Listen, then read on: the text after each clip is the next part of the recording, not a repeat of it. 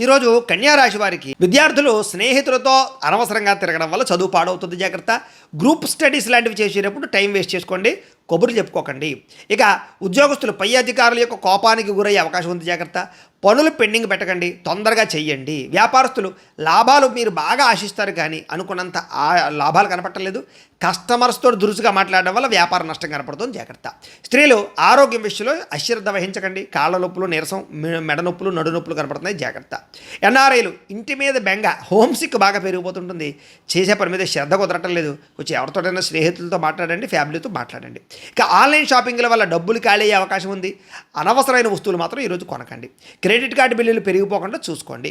ఈరోజు అప్పు దొరకని పరిస్థితి కనపడుతుంది. ముఖ్యంగా దూర ప్రయాణాల్లో వస్తువులు పోయే అవకాశం కనపడుతుంది. బ్యాగులు లాంటివి, పర్సులు లాంటివి, ఫోన్లు జాగ్రత్తగా చూసుకోండి. అత్తమామలతోటి లేదా బంధువులతోటి మనస్పర్ధలు వచ్చే అవకాశం ఉంది కాబట్టి అనవసరమైన చర్చలకు దూరంగా ఉండండి. కోర్టు వ్యవహారాలు లేదా వాయిదా పడే అవకాశాలు కనపడుతున్నాయి. చిక్కుల్లో ఉన్న ఇబ్బంది కనపడుతుంది, జాగ్రత్త. అలాగే గొంతు నొప్పి కానీ, జలుబు చేయడం కానీ, ఐస్ క్రీమ్లు, చల్లని పదార్థాలు తినడం వల్ల కానీ ఇబ్బందులు కనపడతాయి, వాటికి దూరంగా ఉండండి. ఇక ప్రేమ వివాహం లేదా పెళ్లి సంబంధాలు ఇలాంటి విషయాల్లో చివరిదాకా వచ్చినటువంటి వివాహ విషయాలన్నీ తప్పిపోయే అవకాశాలు ఉన్నాయి, జాగ్రత్త.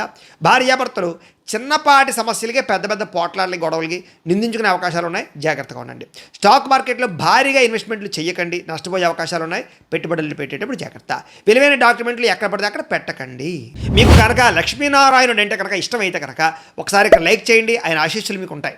అలాగే రేపటి రాశి ఫలం మీకు కావాలంటే ఒకసారి సబ్స్క్రైబ్ చేయండి, ఫాలో అవ్వండి. ఇక్కడ కనపడుతున్నటువంటి లింక్ మీద మీరు క్లిక్ చేసినట్లయితే మీకు ఈరోజు ఇంట్లో లక్ష్మీనారాయణ స్వామివారికి పూజ ఎలా చేసుకోవాలో వీడియో వస్తుంది.